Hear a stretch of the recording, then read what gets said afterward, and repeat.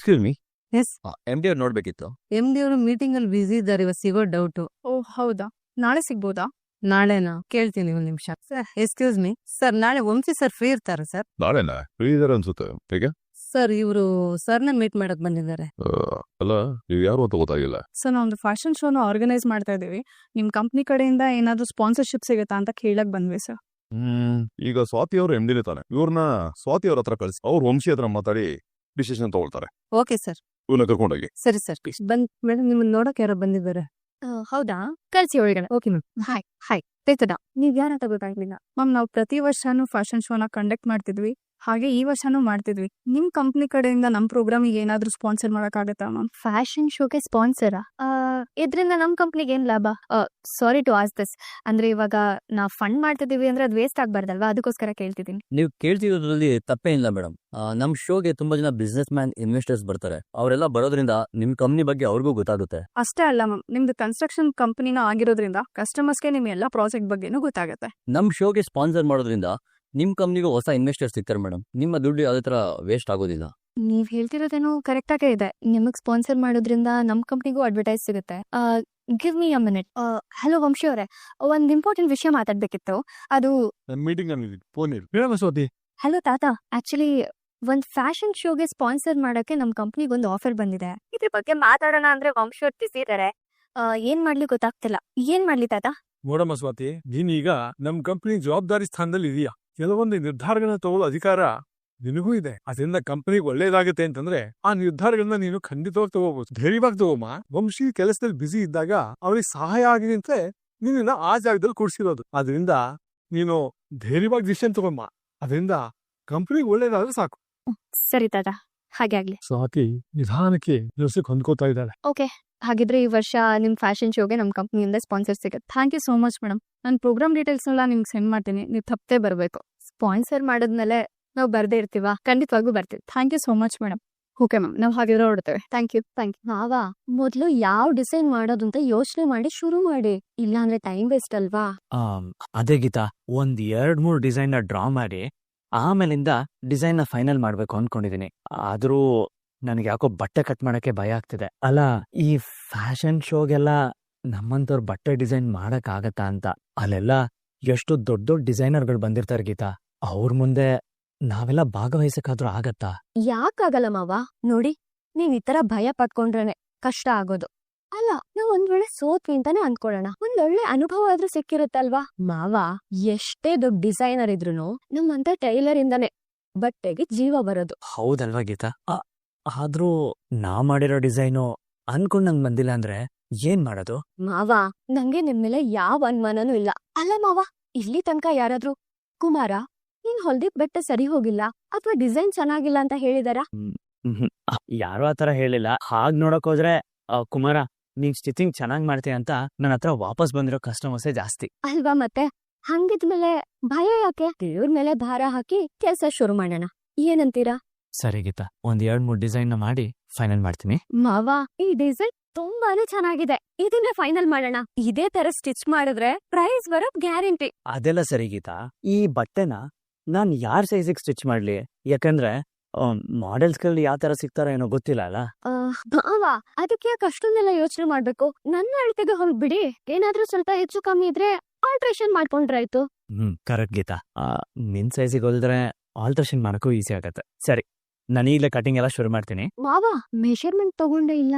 Measurement ತಗೊಳ್ಳೋ ಅವಶ್ಯಕತೆ ಇಲ್ಲ, ನನ್ ಕಣ್ಣಲ್ಲೇ. ಹೋಗಿ ಕೆಲಸ ಏನಾಯ್ತು?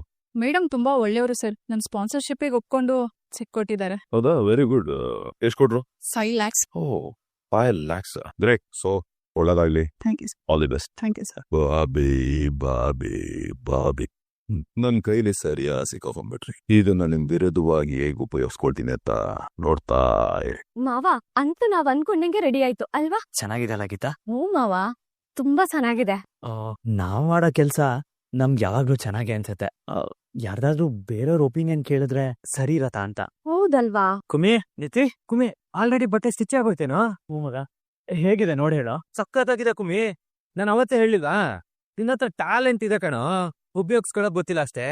ಸೂಪರ್ ಆಗಿದೆ. ನಿಖಿನ್ ಅವ್ರೆ, ನಿಜವಾಗ್ಲೂ ಚೆನ್ನಾಗಿದ್ಯಾ? ತುಂಬಾ ಚೆನ್ನಾಗಿದೆ ಗೀತಾ ಅವ್ರೆ. ಅಂದ್ರೆ ಇದೊಂದೇನಾ?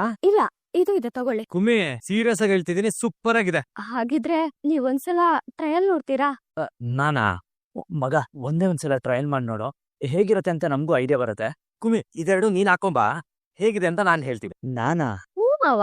ತಗೊಳ್ಳೋ ಕುಮ್ಮಿ, ಸಖತ್ ಕಾಣಿಸ್ತಿದ್ಯಾ ಕಣ. ನೀನು ಟೈಲರ್ ಆಗ್ಬಾರ್ದಿತ್ತು, ಮಾಡೆಲ್ ಆಗ್ಬೇಕಿತ್ತು. ನೋಡು ಒಳ್ಳೆ ಹೀರೋ ತರ ಕಾಣಿಸ್ತಿದ್ಯಾ. ಲೋ ನಿಜ ಸುಮ್ನಿರಪ್ಪ, ನಿಜ ಹೇಳು. ಸರಿನಪ್ಪ, ನಾನು ಸುಳ್ಳು ಹೇಳ್ತಿದ್ದೀನಿ ಅಂತ ನೆಟ್ಕೊ. ನಿಮ್ ವೈಫ್ನೇ ಕೇಳು. ಏನ್ರಿ ಗೀತಾವ್ರೆ, ನಿಮ್ ಯಜಮಾನ್ರು ಹೀರೋ ತರ ಕಾಣಿಸ್ತಾ ಇದಾರೆ ಇಲ್ವಾ? ಹ್ಞೂ ಮಾವ, ತುಂಬಾ ಚೆನ್ನಾಗಿ ಕಾಣಿಸ್ತಿದ್ದೀರಾ. ಆದ್ರೆ ಈ ಬಟ್ಟೆ ಹಾಕೊಳ್ಳೋ ಮಾಡೆಲ್ಗಳ ಬಗ್ಗೆ ನಾವು ಯೋಚನೆ ಮಾಡಿಲ್ವಲ್ಲ. ಓ ಹೌದಲ್ವಾ ಗೀತಾ? ಮಗ ಮಾಡೆಲ್ಸು. ಕೊಮ್ಮಿ ನಾನು ಇಲ್ಲಿಗೆ ಬಂದಿದ್ದೆ ಅದಕ್ಕೆ. ನಿಮ್ಮ ಡಿಸೈನಿಂಗ್ ಡ್ರೆಸ್ ಎಲ್ಲ ರೆಡಿ ಆಗಿದ್ರೆ ನನಗೆ ಗೊತ್ತಿರೋ ಒಂದು ಮಾಡೆಲ್ ಏಜೆನ್ಸಿ ಇದೆ, ಅಲ್ಲಿಗೆ ಹೋದ್ರೆ ಮಾಡೆಲ್ಗಳ ವಿಷಯ ಎಲ್ಲ ಮಾತಾಡ್ಬೋದು. ಸರಿ ಮಗ, ಒಂದ್ 5 ನಿಮಿಷ ಬಟ್ಟೆ ಚೇಂಜ್ ಮಾಡ್ಕೊಂಡ್ ಬರ್ತೀನಿ, ಹೊರಡೋಣ. ಸರಿ, ರೆಡಿ ಆಗಿ. May I coming Vamshi bro? ಏಯ್ ಬಾರ ಕುತ್ಕೋ, ಇದೇನು ಹೊಸದಾಗಿ ಫಾರ್ಮಾಲಿಟೀಸ್ ಎಲ್ಲ? ಎಷ್ಟೇ ಆದ್ರೂ ಇದು ಆಫೀಸು, ನೀವ್ ಇಲ್ಲಿ ಬಾಸ್ ರೆಸ್ಪೆಕ್ಟ್ ಕೊಡ್ಲೇಬೇಕಲ್ವಾ? ನೀವು ಇಲ್ಲಿಗೆ ಬಂದಿರೋದು ನನಗೆ ಹೆಲ್ಪ್ ಮಾಡೋದಕ್ಕೆ, ನೀವು ಈ ಕೆಲಸ ಮಾಡೋ ಯಾವ ಅಗತ್ಯನೂ ಇಲ್ಲ ಅಲ್ವಾ? ಅದೆಲ್ಲ ಏನೇ ಇದ್ರು ಮಾಡ್ತೀನಿ ಅಂತ ಒಪ್ಕೊಂಡ್ಮೇಲೆ ನೀಟಾಗಿ ಮಾಡ್ಬೇಕಲ್ವಾ? ಸಾರಿ, ಏನಾದ್ರು ಮಾತಾಡ್ಬೇಕಿತ್ತ? ಬಾಬಿ, ನಮ್ ಕಂಪ್ನಿ MD ಪೋಸ್ಟಿಂಗ್ ಹೊಂದ್ಕೊಳ್ಳೋದಕ್ಕೆ ಎಷ್ಟ್ ದಿನ ತಗೊಳ್ತಾರೆ ಏನೋ ಅನ್ಕೊಂಡಿದೆ, ಬಟ್ ತುಂಬಾ ಬೇಗ ಡಿಸಿಷನ್ ಮೇಕಿಂಗ್ ಕಲ್ತ್ಬಿಟ್ಟಿದ್ದಾರೆ. ಹೌದಾ? ಅಂತದೇನ್ ಮಾಡಿದ್ಲು? ಯಾವ್ದೋ ಫ್ಯಾಷನ್ ಶೋಗೆ 5 lakhs ಸ್ಪಾನ್ಸರ್ ಮಾಡಿದ್ದಾರೆ. ಪಾಪ ಕೇಳ್ಕೊಂಡ್ ಬಂದ್ರು ಅಂತ ಕೊಟ್ರು, ಅಥವಾ ಆ ಶೋ ಇಂದ ನಮ್ ಕಂಪ್ನಿ ಪ್ರಾಫಿಟ್ ಇದೆ ಅಂತ ಕೊಟ್ರು, ಗೊತ್ತಿಲ್ಲ. ಬ್ರೋ ನೀವ್ ಕೇಳ್ಕೊಟ್ಟಿಲ್ವಾ? 5 lakhs ಅದೇನೋ ಕೇಳ್ಕೊಟ್ಟಿದ್ದಾರೆ ಅನ್ಕೊಂಡಿದೆ. ನಾನು ಈ ತರ ಹೇಳ್ತಿದ್ದೀನಿ ಅಂತ ತಪ್ಪಿಕೋಬೇಡ. ಈ ತರ ಎಕ್ಸ್ಟ್ರಾ ಖರ್ಚು ಮಾಡಕ್ಕಿಂತ ಮೊದಲು ಸ್ವಲ್ಪ ನಾವು ಥಿಂಕ್ ಮಾಡ್ಬೇಕಲ್ಲ. ಈಗ ಹೊಸ ಪ್ರಾಜೆಕ್ಟ್ ಬೇರೆ ಸ್ಟಾರ್ಟ್ ಮಾಡ್ತಿದೀವಿ, ಅದಕ್ಕೆ ಫೈನಾನ್ಸಿಯಲಿ ರಿಸ್ಕ್ ಇರುತ್ತಲ್ವಾ? ನೀನ್ ಹೇಳ್ತಿರೋ ಕರೆಕ್ಟ್ ಆಗಿದೆ. ಸ್ವಾತಿ ನಾನ್ ಕೇಳಿದೆ ಡಿಸಿಷನ್ ಯಾಕೆ ತಗೊಂಡು ಅಂತ ಗೊತ್ತಾಗ್ತಿಲ್ಲ.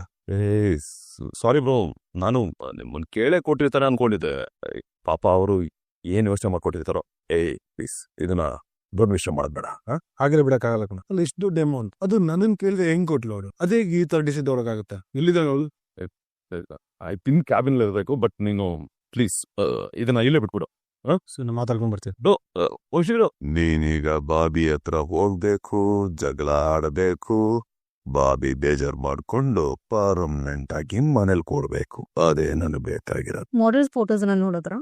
ಹಾ ಮೇಡಮ್, ನಮಗ್ ಬೇಕಾಗಿರೋ ಮಾಡೆಲ್ಸ್ನೆಲ್ಲ ಸೆಲೆಕ್ಟ್ ಮಾಡಾಕಿದೆ. ನಮ್ ಬಡ್ಜೆಟ್ ಒಂದ್ ಸ್ವಲ್ಪ ಕಡಿಮೆ ಇದೆ, ಅದಕ್ಕೆ ಸೂಟ್ ಆಗೋ ತರ ಮಾಡೆಲ್ಸ್ ಬೇಕಾಗಿತ್ತು. ನೀವ್ ಅವ್ರ ಹತ್ರನೇ ಮಾತಾಡಿ, ಅವ್ರು ಕಂಫರ್ಟೇಬಲ್ ಆಗಿದ್ದಾರೆ, ಏನೂ ತೊಂದರೆ ಇಲ್ಲ. ಹಾಗೆ ಶೋ ಇರೋ ದಿನ ಮಾಡೆಲ್ಸ್ಗಳು ಆನ್ ಟೈಮ್ ಬರೋ ತರ ಮಾತಾಡ್ಕೊಡಿ. ಅವ್ರ ಪಕ್ಕ ಪ್ರೊಫೆಷನಲ್ಸ್ ಆನ್ ಟೈಮಿಗೆ ಇರ್ತಾರೆ, ಏನೂ ತೊಂದರೆ ಇಲ್ಲ. ಕಾಸ್ಟ್ಯೂಮ್ ಟೆಸ್ಟ್ ಮಾಡ್ಬೇಕಾಗುತ್ತೆ. ಹಾ ಸರಿ ಮೇಡಮ್, ನಾವೆಲ್ಲ ಕಾಸ್ಟ್ಯೂಮ್ ಜೊತೆಗೆ ಬಂದಿದೀವಿ, ನಾವ್ ನೋಡ್ತೀವಿ. ಈಗ ಅಡ್ವಾನ್ಸ್ ಪೇ ಮಾಡಿ ಹೋಗಿ, ಉಳ್ದಿರೋ ಅಮೌಂಟ್ ಶೋ ಮುಗಿದ ಮೇಲೆ ಪೇ ಮಾಡಿ. ಸರಿ ಮೇಡಮ್, ಮಾಡ್ತೀವಿ. ಮಗ ನೀವಿಬ್ರು ಇಲ್ಲೇ ರೀ, ನಾನು ಅಡ್ವಾನ್ಸ್ ಪೇ ಮಾಡಿ ಬರ್ತೀನಿ. Thank you so much madam, ನಾವು ಆಚೆ ವೇಟ್ ಮಾಡ್ತಾ ಇರ್ತೀವಿ. ನಿತಿನ್ ಅವ್ರ ಥ್ಯಾಂಕ್ ಯು. ನಾನ್ ಅವತ್ತು ಅಷ್ಟೆಲ್ಲ ಮಾತಾಡಿದ್ರು ನೀವದ್ನ ಮನ್ಸಿಗೆ ಹಾಕೊಳ್ದೆ ನಮ್ಗೆ ಇಷ್ಟೆಲ್ಲ ಸಹಾಯ ಮಾಡ್ತಿದ್ದೀರಲ್ಲ, ನಿಮ್ ಋಣನ ಹೇಗ್ ತೀರಿಸ್ಬೇಕು ಅಂತಾನೆ ಗೊತ್ತಾಗ್ತಿಲ್ಲ. ಅಯ್ಯೋ ಗೀತಾವ್ರೆ, ಋಣ ಅಂತೆಲ್ಲ ದೊಡ್ಡ ದೊಡ್ಡ ಮಾತು ಯಾಕೆ ಆಡ್ತೀರಾ? ಕುಮ್ಮಿ ನನ್ ಬೆಸ್ಟ್ ಫ್ರೆಂಡು. ಈ ಶೋ ಅಲ್ಲಿ ನೀವ್ ವಿನ್ ಆದ್ರೆ ಅದೇ ನನಗ್ ಖುಷಿ. ಅದರಿಂದ ನಿಮ್ಗೆ ಹೆಚ್ಚು ಕೆಲಸ ಸಿಗ್ಬೇಕು, ನಿಮ್ ಜೀವನ ಚೆನ್ನಾಗಿರ್ಬೇಕು ಅನ್ನೋದಷ್ಟೇ ನನ್ನ ಉದ್ದೇಶ. ನಿತಿ, ಅಡ್ವಾನ್ಸ್ ಪೇ ಮಾಡಿದ್ದಾಯ್ತು. ಕಾಸ್ಟ್ಯೂಮ್ ಟ್ರಯಲ್ಗೆ ಪಕ್ಕದ ಕ್ಯಾಬಿನಿಗೆ ಬನ್ನಿ ಅಂತ ಹೇಳಿದ್ರು, ಅಲ್ಲಿ ಹೋಗ್ಬಿಟ್ಟು ಹೊರಡೋಣ. ಇವ್ರೇನ್ ಮಾಡ್ತಿದ್ದಾರೆ ಇಲ್ಲಿ? ಇವಾಗ ಆಚೆ ಹೋದ್ರಲ್ಲ, ಅವ್ರು ಇಲ್ಲಿ ಯಾಕೆ ಬಂದಿದ್ರು? ಫ್ಯಾಷನ್ ಶೋಗೆ ಮಾಡೆಲ್ ಬುಕ್ ಮಾಡೋದ್ ಬೈದ್ರು ಮೇಡಮ್. ಏನು ಫ್ಯಾಷನ್ ಶೋನಾ? ಯಾವ ಶೋ? ನೀವು ಪಾರ್ಟಿಸಿಪೇಟ್ ಮಾಡ್ತಿದ್ದೀರಲ್ಲ, ಅದೇ ಶೋ. ಅಡ್ವಾನ್ಸ್ ಕೊಟ್ಟು ಮಾಡೆಲ್ ನ ಬುಕ್ ಮಾಡಿ ಹೋಗಿದ್ದಾರೆ. 1 minute ಅಭಿಬಿ ಬಾ. ವಿಚಿತ್ರವಾಗಿದೆಯಲ್ಲ, ಫ್ಯಾಷನ್ ಶೋ ಬಗ್ಗೆ ಇವ್ರಿಗೆ ಹೇಗೆ ಗೊತ್ತಾಯ್ತು? ನಿತಿನ್, ನಾನೊಂದ್ ಫ್ಯಾಷನ್ ಶೋ ಅಲ್ಲಿ ಪಾರ್ಟಿಸಿಪೇಟ್ ಮಾಡ್ತಾ ಇದ್ದೀನಿ. ನೀನ್ ನನ್ನ ಮದುವೆ ಆಗೋ ಹುಡುಗ, ನೀನ್ ಬರ್ದಿದ್ರೆ ಹೇಗೆ? ನಿನ್ಗೋಸ್ಕರ ಕಾಯ್ತಾ ಇರ್ತೀನಿ. ನಿತ್ತಿ, ಇದು ನಿನ್ ಪ್ಲಾನಾ? ಪರವಾಗಿಲ್ಲ, ಚೆನ್ನಾಗೆ ಪ್ಲಾನ್ ಮಾಡಿದ್ಯಾ. ಮಾಮೂಲಿ ಟೈಲರ್ಸ್ ನ ಫ್ಯಾಷನ್ ಶೋಗೆ ಡಿಸೈನರ್ಸ್ ಆಗ್ಲಿ ಅಂತ ಕರೆಸ್ತಾ ಇದ್ದೆ. ಇದನ್ ನೋಡ್ಕೊಂಡು ನಾನ್ ಸುಮ್ನೆ ಇರ್ತೀನಿ ಅಂತ ಅನ್ಕೊಂಡಿದ್ಯಾ? ಚಾನ್ಸೆ. ಇವ್ರಿಬ್ರಿಗೆ ಹೇಗ್ ಬುದ್ಧಿ ಕಲಿಸ್ಬೇಕು ಅಂತ ನನಗ್ ಚೆನ್ನಾಗು. ಅದೇ ಪಾರ್ಟಿಸಿಪೇಟ್ ಮಾಡ್ತಾರೆ ಅಂತ ನಾನು ನೋಡಿ, ಅವ್ರಿಬ್ರಿಗೆ ಅಷ್ಟೇ ಅಲ್ಲ, ಸ್ವಾತಿ ನಿನ್ ಮುಖನ ಲೈಫ್ ಲಾಂಗ್ ನೋಡ್ಬಾರ್ದು, ಹಾಗ್ ಮಾಡ್ತೀನಿ. ವಂಶವ್ರೆ, ನಾನೇ ಬರೋಣ ಅಂತಿದ್ದೆ, ಅಷ್ಟ್ರಲ್ಲಿ ನೀವೇ ಬಂದ್ರಿ. ಒಂದ್ ಇಂಪಾರ್ಟೆಂಟ್ ವಿಷಯ ಹೇಳ್ಬೇಕಿತ್ತು. ಫ್ಯಾಷನ್ ಶೋಗೆ ಯಾರನ್ನ ಕೇಳಿ ದುಡ್ಡು ಕೊಟ್ಟು? ನಾನು ಅದನ್ನ ಹೇಳೋದಕ್ಕೆ ಬರ್ತಿದ್ದೆ.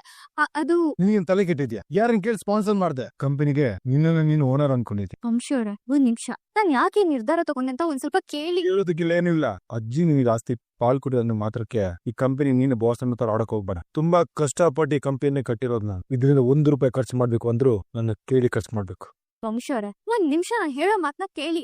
ನನ್ನನ್ನ ಹೇಳ್ದೆ ಕೇಳ್ದೆ ಅಷ್ಟು ದೊಡ್ಡ ಅಮೌಂಟ್ ಹೇಗೆ ಕೊಟ್ಟು ಇಷ್ಟು ದೊಡ್ಡ ಅಮೌಂಟ್ ನನಗೆ ಕೇಳ್ದೇನೆ ಕೊಟ್ಟಿದ್ದಿ. How dare you? ವಂಶಿ ಅವರೇ, ಫ್ಯಾಷನ್ ಶೋಗೆ ಸ್ಪಾನ್ಸರ್ ಮಾಡಿದ್ರೆ ನಮ್ ಕಂಪ್ನಿಗೆ ಒಳ್ಳೆ ಹೆಸರು ಬರುತ್ತೆ, ಪಾಪ್ಯುಲಾರಿಟಿ ಸಿಗುತ್ತೆ ಅಂತಾನೆ ನಾನು ಹೀಗ್ ಮಾಡಿದ್. ಅಷ್ಟಕ್ಕೂ ಅದು ಕೋಪ ಮಾಡ್ಕೊಂಡು ಕಿರ್ಚಾಡೋ ಅಂತದ್ ಏನಾಯ್ತೀಗ?